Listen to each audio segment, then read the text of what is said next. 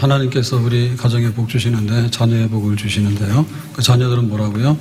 장사의 수중의 화살, 또 우리 자녀들은 어린 감람나무, 또 장성한 나무, 뭐 이런 게 이제 우리 자녀들의 축복이 되겠죠.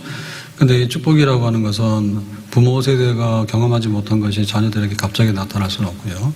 그래서 우리 부모들이 누리고 있던 축복이 자녀들에게 전달되는데, 사실 우리들의 축복이라는 것도 우리 스스로 만들어내는 게 아니고 하나님이 우리에게 복을 주시면 우리가 누리게 되는 거잖아요. 그래서 우리 자녀들이 하나님의 축복을 많이 받도록 우리가 이제 통로가 되는 그런 부모의 축복이 자녀들에게, 하나님의 축복이 자녀들에게 넘쳐날 수 있도록 그렇게 부모가 해야 될 겁니다. 그러면 이건 저절로 되는 게 아니라 이제 의도적인 그런 영혼이 잘 되는 이런 이제 양육을 해야 되는데, 그 영혼이란 믿음이라는 건 신앙이잖아요.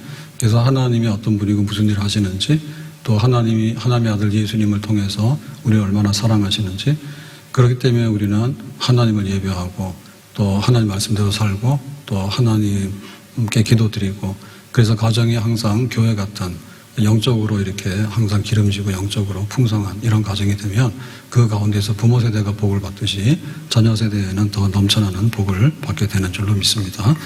그래서 이제 믿음으로 양육하라, 게 첫 번째고요. 두 번째 뭐냐면 그 자녀들을 우리가 믿음으로라고 하는 것이 전부 다는 아니죠. 구체적으로 믿음으로라고 하는 것은 지혜로운 자녀들로 양육한다, 이제 이런 뜻이 되겠습니다.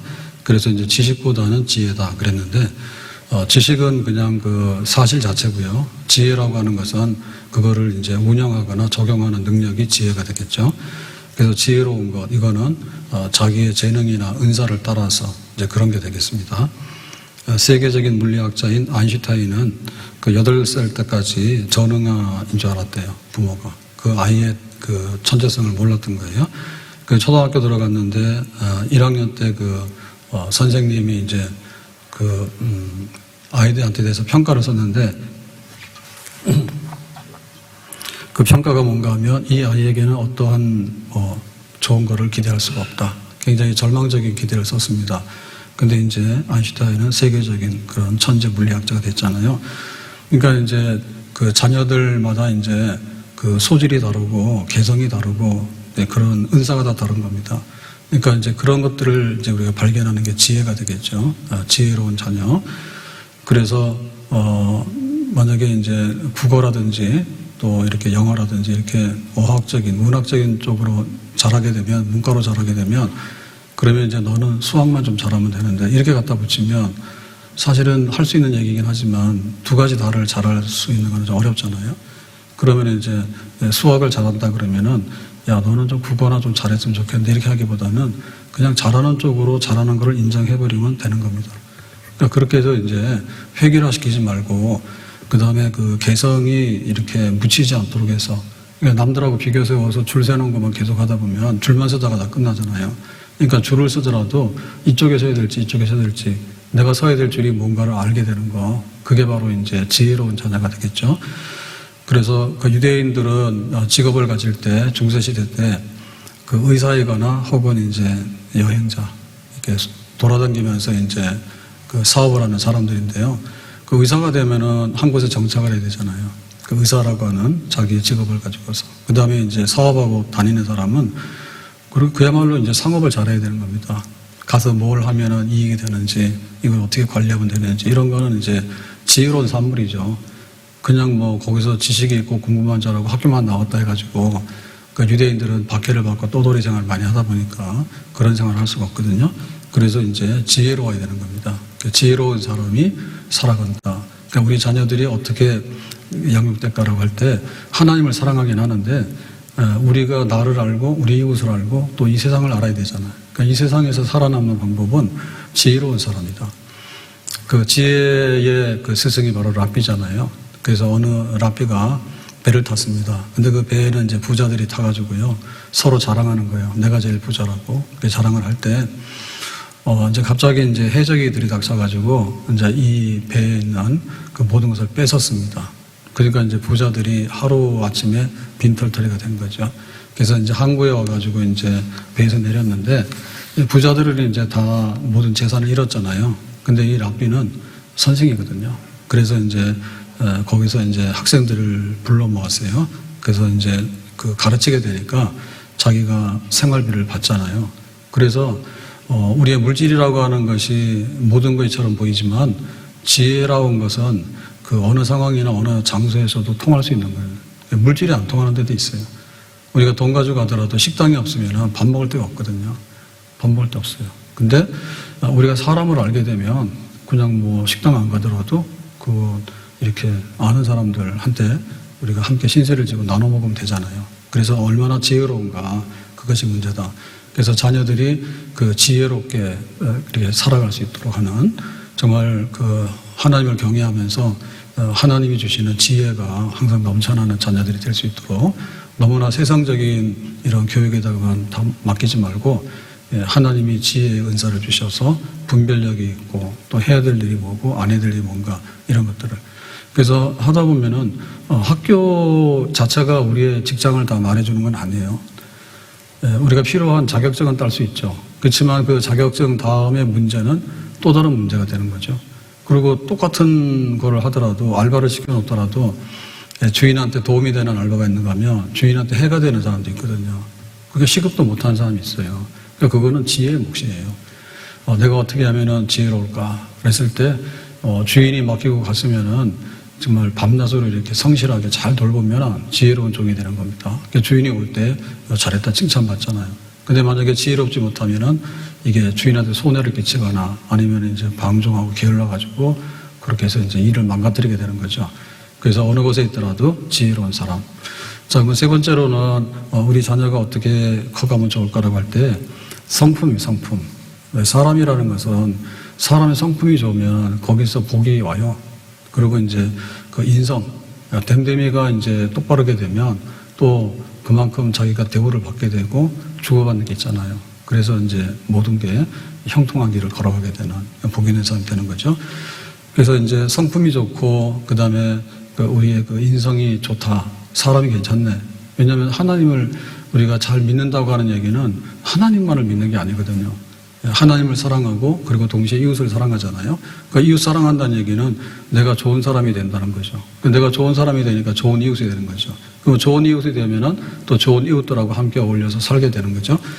그래서 마음이 일단 이렇게 좀 좋아야 됩니다. 마음이 좋다는 얘기는 마음이 따뜻하다는 얘기예요. 마음이 따뜻하다는 얘기.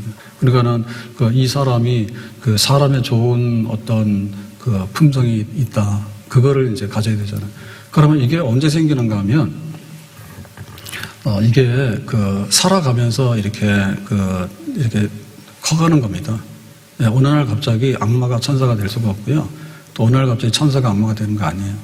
그러니까는 우리의 마음가짐이나 댐댐이가 따뜻하고 이렇게 좀 굉장히 건강했으면 좋겠다. 그러면은 이걸 할 때 항상 이렇게 따뜻한 걸 잊어버리지 않도록 이렇게 보충을 해줘야 됩니다. 따뜻한 걸 잊어버리지 않고 보충을 해야 됩니다. 그러니까는 굉장히 슬픈 자리에 있으면은 야, 오늘은 슬펐지만 내일은 기쁜 날이 올 거야. 라고 해서 또 기쁜 거를 이렇게 맛보도록 해야 되는 거고, 그래서 오늘 잘못해가지고 꾸중을 들어야 되죠. 잘못하면 책벌을 받아야 되잖아요. 그럼 책벌 받고 나면 기분이 안 좋죠. 그러면 안 좋은 대로 놔두게 되면 그게 점점 사람이 차가워지게 돼요. 그러니까 내가 이렇게 대접받지 못한 사람인가? 혹은 내가 이렇게 흠이 많은 사람인가? 혹은 나는 천덕꾸러기인가? 이런 생각이 자꾸 들거든요. 그래서 야, 이거 네가 잘못됐어 그래서 회초리를 들었다 하더라도 잠자리에 들 때는 그 부모가 너를 얼마나 사랑하는지를 알도록 해야 돼. 그래서 이제 병도 주지만 약도 줘야 된다고. 약도 줘야 돼서 그래서 우리 아이들이 혼나면은 혼난 거 이상으로 너는 이런 면이 되게 좋고 그 다음에 너는 사랑받는 자녀고 이런 게 느껴지도록 하는 거. 그래서 이제 뭐라고 막 할 때 엄격했던 것보다는 이제 더 부모가 따뜻하게 대해줬던 것들이 기억이 있으면은 그게 사람이 올바르게 커가면서도 좀 더 이렇게 여유롭고 그 다음에 자기의 존재감이라든지 혹은 자기 속에 있는 이런 것들이 파괴가 안 되는 겁니다. 그런데 내가 잘하다가도 하나 못하면 혼나고 이런 게 자꾸 되다 보면 그게 상처가 되는 거예요. 그러다 보면 사람이 점점 이렇게 거칠어지게 되고 이제 그렇게 되는 거죠.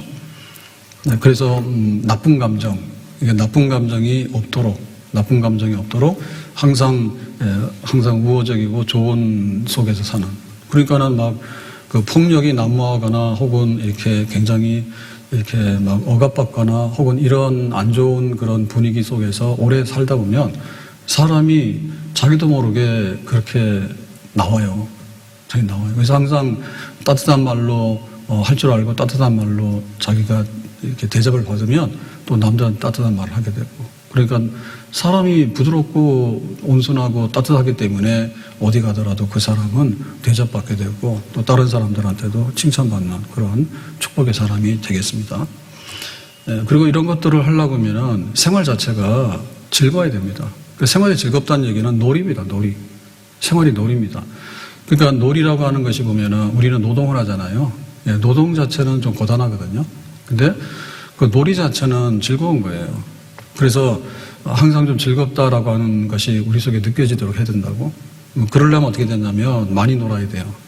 많이 놀아야 돼. 잘 놀아야 돼요.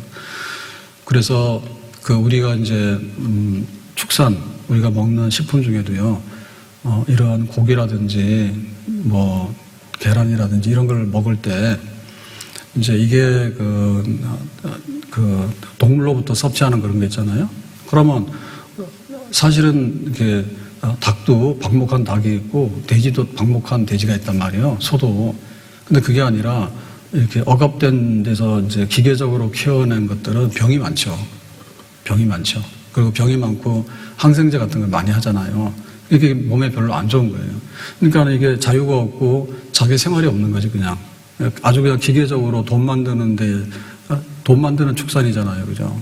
그러니까는 뭐 또 생명이나 이런 게 존중 여김 받는 게 아니잖아. 그러니까 그런 게 사람들한테 영향이 있어요. 영향이 있어요. 그러니까 우리 자녀들도 마찬가지일 거예요. 아이들이 이제 학교를 들어가게 되면 이제 그 어떤 세상적인 교육에 많이 지배를 받게 되는데 이제 그전에는 이제 집에서 지내게 되고 또 동네에 돌아다니면서 이제 이렇게 놀잖아요.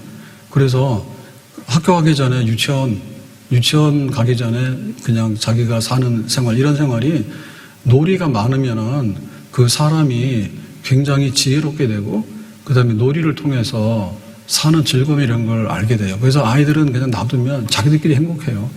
근데 어른들이 와서 너 장난감 주고 놀아라 그러면 그때부터 재미가 없어지기 시작하는. 그리고 이제 이거 해라 저거 해라 해서 시간표를 짜주고 계획을 짜주다 보면 그 놀이가 파괴되는 거죠. 그러니까 옛날에 그 살았던 사람들의 그 놀이가 어떻게 보면 제일 자연스러운 겁니다. 동네에 몰려가지고 뭐 5살이나 6살이나 7살이나 10살이나 다 모여. 그럼 다 같이 놀아. 근데 지금은 그게 아니에요. 왕따예요, 왕따. 서로 상대를 안 하잖아요. 그러니까 다 같이 놀다 보니까 뭐 형이 좋은 것도 있고, 그 다음에 동생이 좋은 것도 있고, 그 다음에 막 노는 것도 무슨 재료가 없잖아요. 재료가 없는데 땅 따먹게 하고 이런 거는 그려놓고 노는데 그게 무슨 돈이 듭니까? 근데 오늘 뭐 어린이날 비가 난리라고. 교회도 많이 안 오셨더만. 비도 오는데 어디 갔나 몰라. 근데 어린이날 행사한다 해가지고 어디 끌고 가잖아요. 고생 힘듭니다. 힘들어. 그렇게 해가지고 그 아이들이 항상 이렇게 막 성품이 좋고 뛰어놀기 좋아하는 아이들이 되는 건 아니에요. 야구장 한번 가지면 오늘 야구 안 해. 갔다 온들 그 별로예요. 그러니까는 우리가 그 놀이 그야말로 그 생활 자체가 즐겁다. 그런 것들이 언제라도 이렇게 누려질 수 있도록 하는 그런 거. 너무 간섭을 하거나 억압을 하게 되고 강요를 하게 되면 길게 보면 안 좋습니다. 그래서 초등학교 때부터 가방 많이 메고 많이 돌아다니면 중고등학교 가면 성적이 떨어지게 됩니다. 그러니까 중고등학교 가가지고 학원에서 뺑뺑이가 돌면 대학 가면 아주 원수 삼습니다. 공부를 잘 안 합니다. 공부 잘 안 합니다. 그러니까는 그냥 할 만큼 하고 기본적인 자기의 즐거운 생활이 터득된 다음부터 그 다음에 이제 규칙적인 거는 내가 해야 될 거 이런 게 들어가야 되는데 그냥 어려서부터 그냥 뭐 한국말도 모르는데 영어를 하고 하라 하니까 나중 가서는 내가 한국 사람인지 미국 사람인지 헷갈리는 거예요. 그러니까 그게 정체불명이 돼버리고 좋은 면도 있지만 잃어버리는 게 너무 많아요. 그 다음에는 이제 대화입니다. 대화하는데 그 지난번에 이렇게 다니다 보면은 이제 자녀들하고 이렇게 다니고 하는 집들이 간혹 있었는데 요즘에 애를 안 낳아서 그런지 자녀들하고 다니는 집 잘 없어요. 그 다니긴 다니는데 보면은 유모차를 끌고 가는데 애가 있는 줄 알았더니 개가 있더라고. 그 말도 잘해요. 딸, 아들 막 그런 데 보면은 개야. 네. 그래가지고 큰일 났어. 그러니까 이게 대화가 되려고 하면 어떻게 됐냐면 이제 부모하고 대화가 되는 게 기본이잖아. 말을 어떻게 배웁니까? 말을 어떻게 배워요?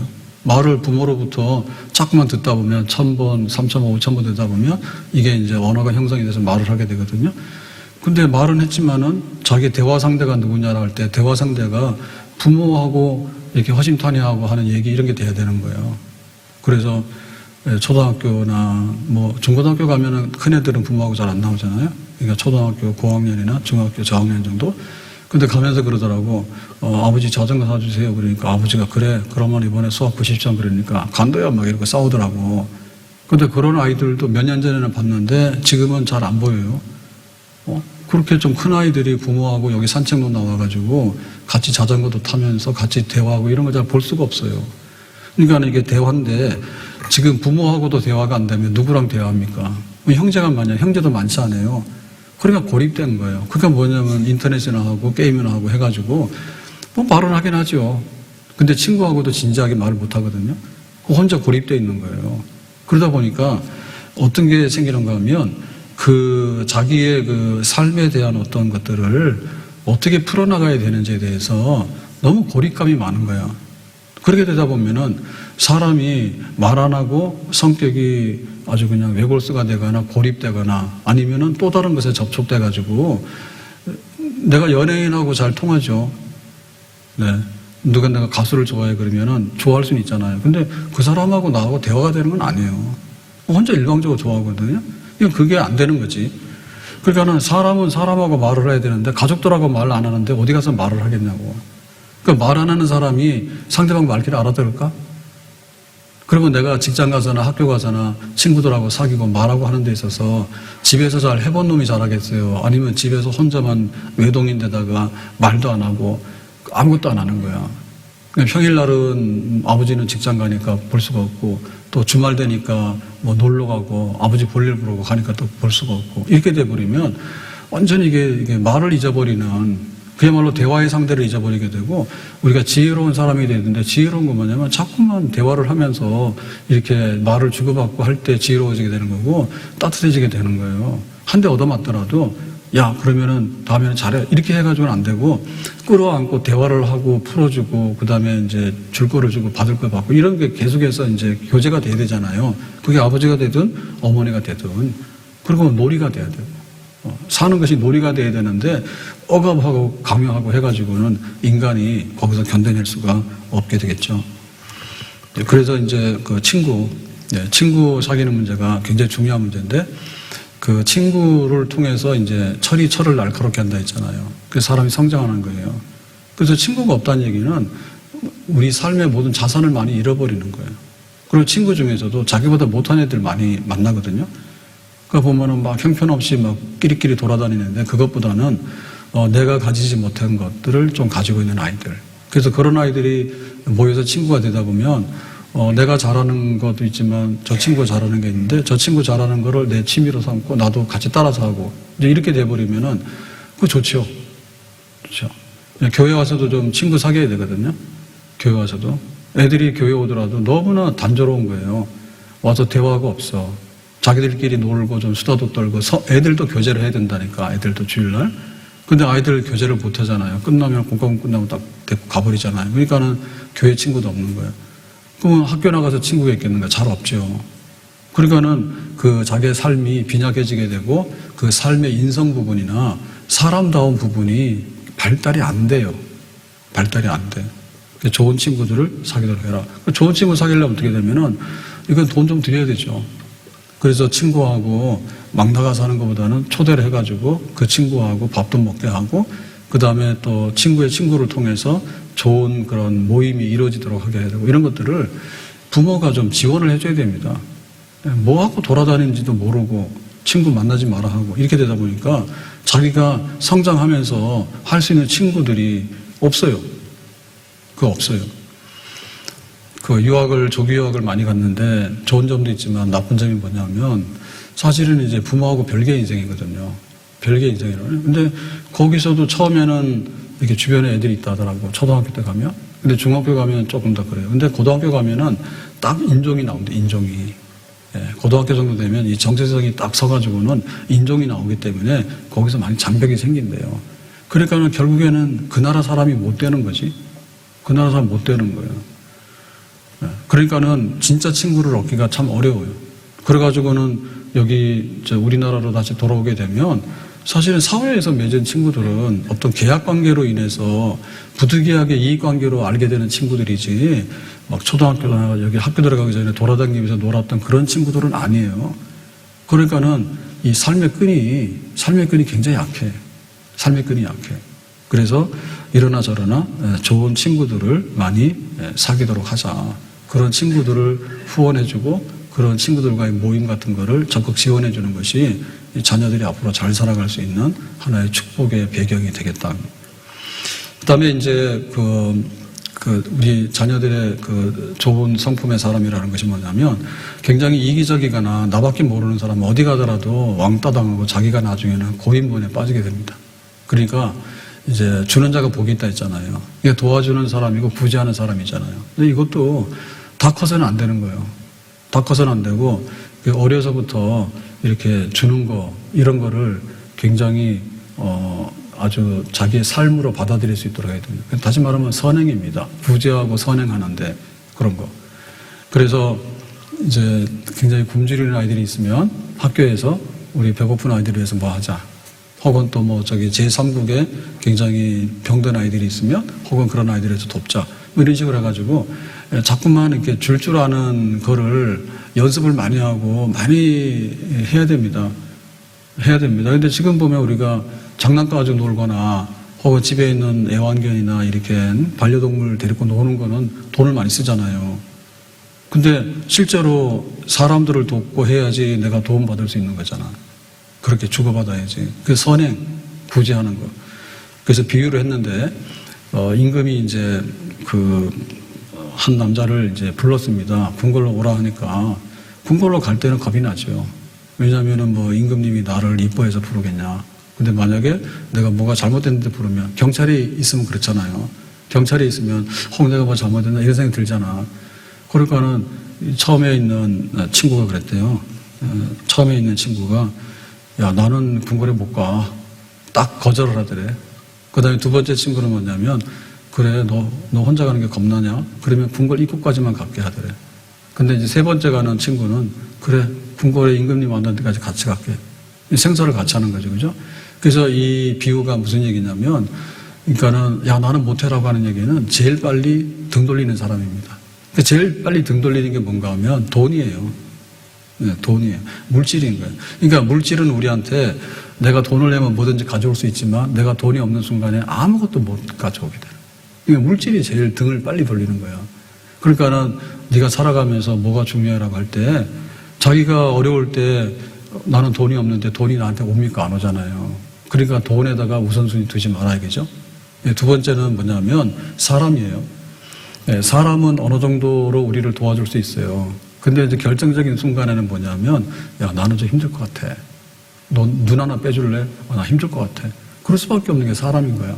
그러니까는, 자기의 친척이나 친구나 주변에 있는 사람 의지하는 거는 어느 정도는 우리를 견인해줘요. 근데, 야, 임금님한테까지 갈래? 라고 할 때, 내가 친구 따라서 천국 가겠습니까? 친구 따라서 지옥 가겠습니까? 너는 너고 나는 나잖아.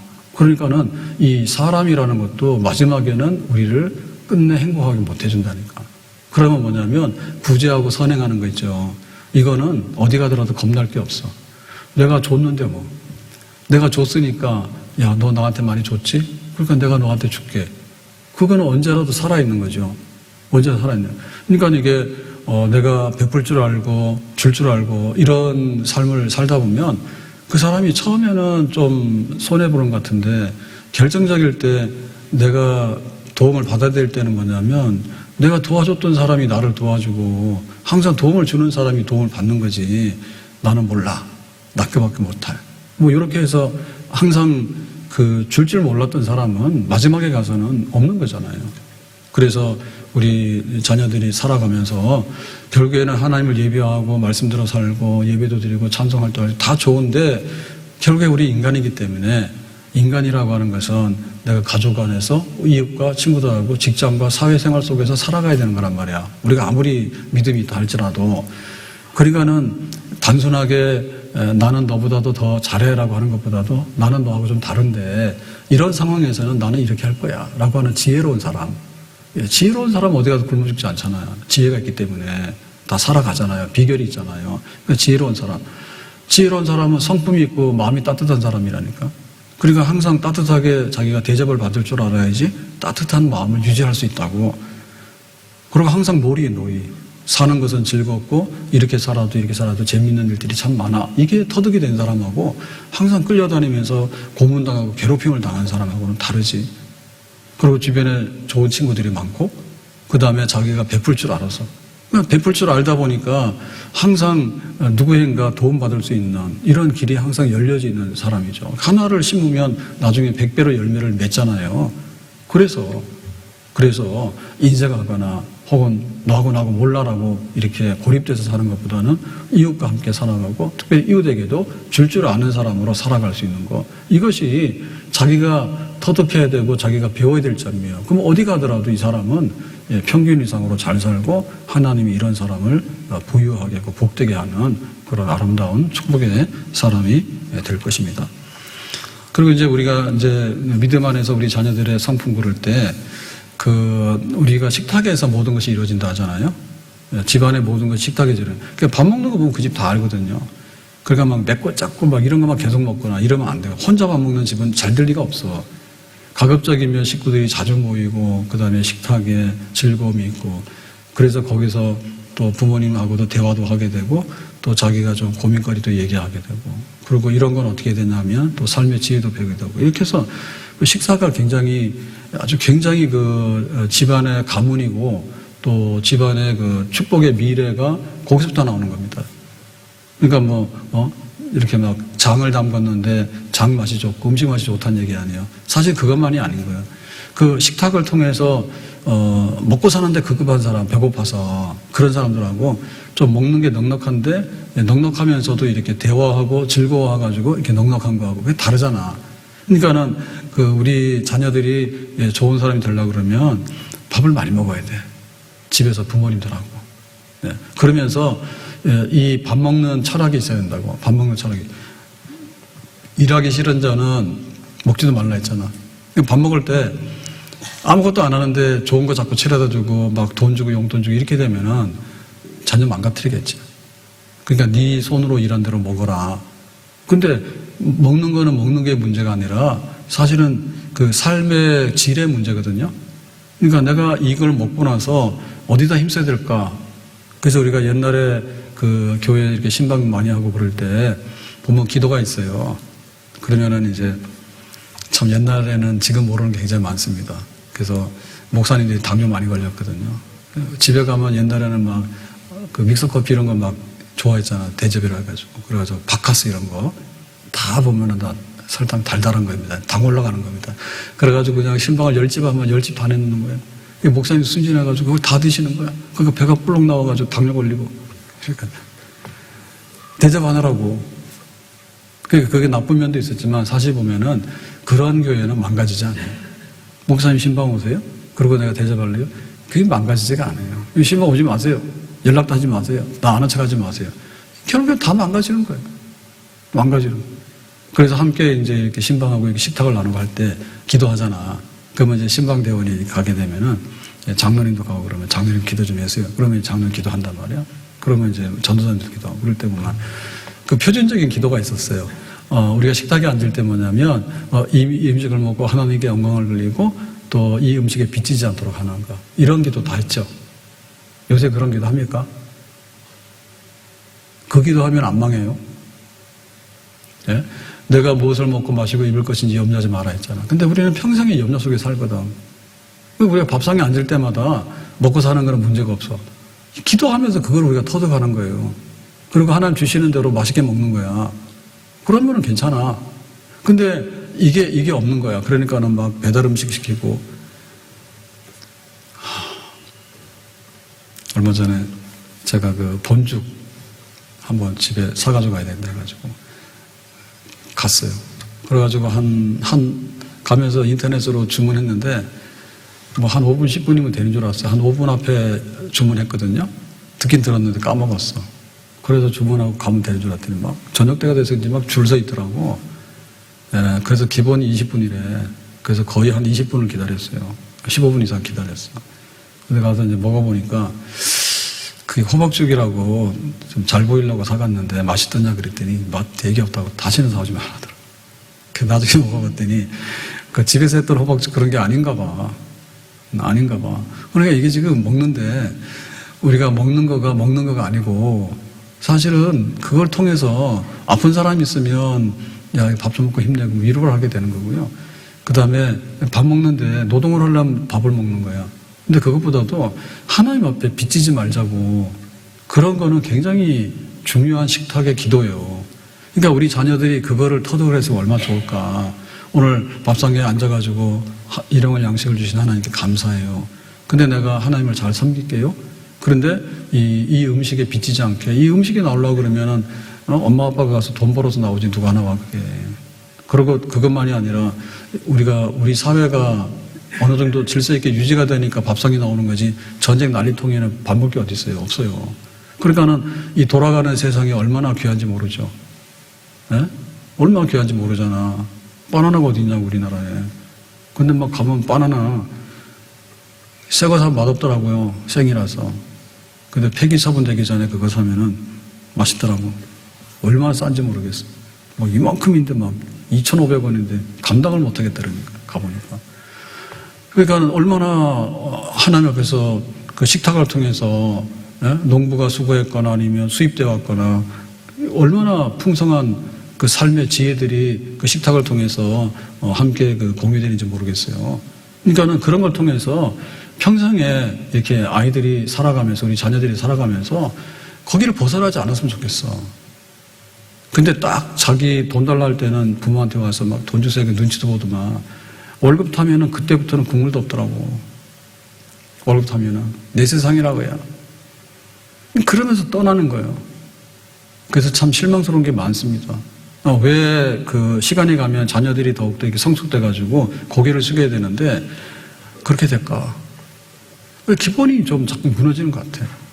생각해보면 부모님의 따뜻한 품, 그리고 함께 대화하면서 함께 정말 애들은 아무것도 모르잖아요. 그러면 이것도 알려주고 저것도 알려주고 이렇게 살아갔는데 어느 순간인가 자기가 조금 철드니까 내 마음대로 한다는데 사실 내 마음대로 안 되는 게 너무 많지.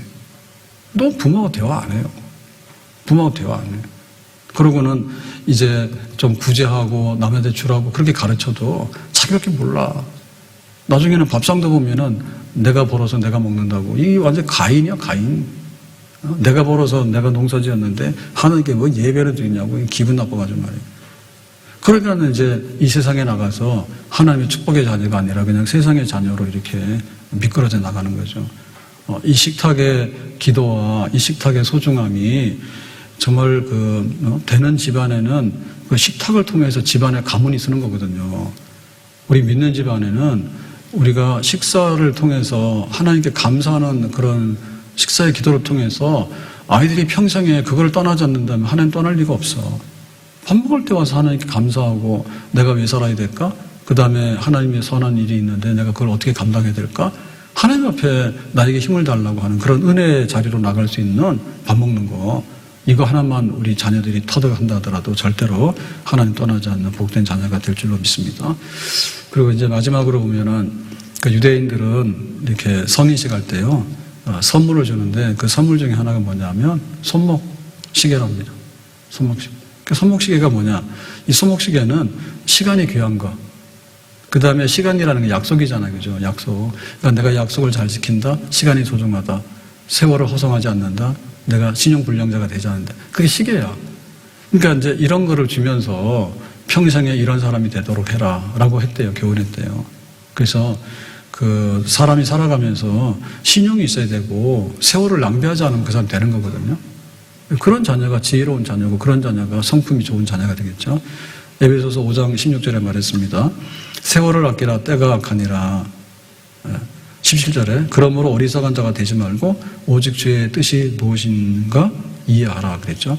그러니까 이 시대가 악하기 때문에 내가 강간하면 70이고 80인데 내 삶이 어떻게 되겠다라고 할 때 그런 것들을 전체를 잘 보면서 살면 허랑방탕할 수가 없어요. 그리고 이 약속을 지키는 거, 오늘은 예배 드린 날이야 약속 지키고, 내가 직장 가서는 월급을 받았기 때문에 또 그만큼 일을 해서 충성을 해야 돼. 그 약속을 지키고 그렇게 사는 거죠, 그죠? 약속 지키면서 시간의 소중을 알면서 내가 지금 봄이냐, 봄에는 씨를 뿌려야 되지. 그 여름이 되면 막 가꿔야 되지. 가을에는 추수해야 되지. 그러니까 때를 따라서 그 사람들이 어떻게 살아야 될 것인가에 관해서 그거를 좀 어려서부터 이렇게 몸에 배해서 살아나온다면은 나중 가서 이게 시간 개념이 없어지게 되고, 그 다음에 신실함을 떠나가지고 그 막 이렇게 거짓말, 위선을 하게 되고 뒤죽박죽되는 그런 자녀로서 세상적으로 미끄러져 가지는 않을 것 같다. 그래서 오늘 우리가 두 가지 기둥이 있어야 됩니다. 하나님을 사랑하고 이웃을 사랑하라. 그게 이제 하나님이 우리에게 주시는 축복의 말씀이잖아요. 십계명에 이렇게 살아라. 하나님 사랑하는 것은 하나님의 사랑하는 법도대로 살아가는 거예요. 우리 자녀들이 마찬가지인 거예요. 하나님 앞에서 예배하면서 기도하면서 살아가야 되는, 그렇게 살아가야 되는 거예요. 근데 한편에 있어서는 내가 좋은 사람이 돼야 돼. 내가 좋은 사람이 돼야 되고 좋은 이웃이 돼야 되는 거예요. 내가 좋은 사회 구성원이 돼야 되는 거예요. 그래야지 내가 어디 가더라도 내 삶이 행복하고 또 다른 사람들하고 행복한 삶을 만들어 가게 되는 거예요. 그러니까 그걸 하기 위해서는 그야말로 예배와 기도가 또 한편에 있어서는 내가 구제하면서 밥 먹을 때 감사할 줄 알면서 내가 시계를 보면서 오늘은 뭘 해야 되고 이 시간이 소중하구나. 그 다음에 내가 마음이 따뜻해가지고 남들을 좀 이렇게 불쌍히 여길 수 있는 마음, 이런 것을 내가 가지고 살아야 되겠구나. 그리고 함께 대화하면서 함께 즐겁게 사는 법을 터득해가지고 어디 가더라도 뭐가 좋아서 그런 건 아닙니다. 그냥 만나서 동창 모임이나 이런 거 가게 되잖아요. 그러면 옛날 사람들 모임으로 갈수록요, 별로 거치장 그런 게 필요 없어. 해봐야 옛날 얘기밖에 안 해. 그러니까 수다 떨고 대화하는 거예요. 그거 자체가 놀인 거야. 내 삶이 얼마나 즐겁고 우리가 살아가는 생활이 얼마나 이렇게 행복한 생활인가에 대해서 우리가 서로 나누고 말하다 보면요, 그것이 나의 삶이 되는 거예요. 그러니까 우리 자녀들이 교회를 나와라 그래야 되죠. 근데 그 다음에 어떻게 됐냐면 우리 가정에서 이렇게 그렇게 1년, 2년, 10년 성인이 돼서 결혼해가지고 떠날 때까지 그러니까 이런 정말 하나님의 성품을 닮은 인간으로서 복 있는 사람이 될 수 있는 이런 기질과 성품을 거기서 훈련을 많이 해서 많이 키워서 나가게 되면 그 사람 복이 있는 거죠. 이것도 결국에는 부모하고 연관이 돼 있어요. 부모가 인생이 즐겁지 않은데 애들이 인생이 즐거울 리가 없어. 부모가 밥상 앞에 앉아서 맨날 걱정만 하는 거예요. 우리 집에 돈 떨어져 죽을 일이 생겼다고. 내가 뭐하러 살아야 되는지 모르겠다고. 먹을 게 있어도 삶의 목적이 없는 거야. 오늘은 뭐 먹을까, 내일은 뭐 먹을까, 이렇게 하다 보니까 그게 전부 다 모여서 우리 자녀들이 고스란히 가는 거야. 그래서 내가 좋은 사람으로 살자. 내가 좋은 성품의 사람으로 살자. 내가 좀 따뜻한 사람으로 내가 살아가자. 그리고 절대 이웃 사랑은 남한테 피해를 주는 게 아니잖아요. 내가 그렇게 사는 거죠. 우리 자녀들에게도 그렇게 살 수 있도록 길잡이하고 함께 그렇게 살아가는 법을 훈련하고, 그러면 나중에 떠나서도 정말 우리보다 더 나은 그런 축복의 인생을 살아가는 복 있는 축복의 자녀가 될 수 있는 줄로 믿습니다. 우리 자녀들이 아직도 우리 가정에 있고 우리 자녀들이 아직도 교회에 있을 때, 그때 우리가 좀 더 인간적으로라는 것이 세속적이 아니라 그야말로 하나님이 우리에게 원하시는 성품, 그 성품이 잘 드러나도록 하는 그런 거를 자꾸 북돋우자. 지금 보면 문제는 인간 소외예요. 인간 소외고 인간 고립이에요. 그 결국에 뭐냐면 자기 이기적인 것밖에 모르기 때문에 그런 것들이 다 자기 자신과 함께 또 옆에 있는 사람들과 함께 어렵게 만드는 그런 요인들로 다가와요. 좋은 성품, 좋은 것들을 우리가 누리면서 사는 자녀가 될 수 있게끔 그렇게 부모로서 길잡이가 되어서 우리 가정에 자녀가 복을 받는데, 때로는 다윗처럼, 때로는 모세처럼, 때로는 사무엘처럼, 때로는 에스더처럼 그런 축복의 자녀가 나와서 교회를 빛내고 또 세상에 나가서도 사람들한테 좋은 것들을 많이 줄 수 있는 축복의 인생을 살아가는 자녀의 복이 임할 수 있기를 예수님의 이름으로 축복합니다. 기도합니다. 네, 하나님 아버지, 오늘 우리 가정의 달을 맞이해서 우리 집에 자녀들이 잘 됐으면 좋겠는데 하나님을 섬길 줄 아는 자녀, 또 좋은 성품으로 따뜻한 마음으로 또 베풀면서 또 감사하며 살아갈 수 있는 좋은 성품의 생활을 하는 자녀, 이렇게 자녀들을 양육해서 나중에는 가정의 보배가 되고 교회의 보배가 되는 그런 사람들로 키워주시기를 바랍니다. 예수님의 이름으로 기도하옵나이다. 아멘.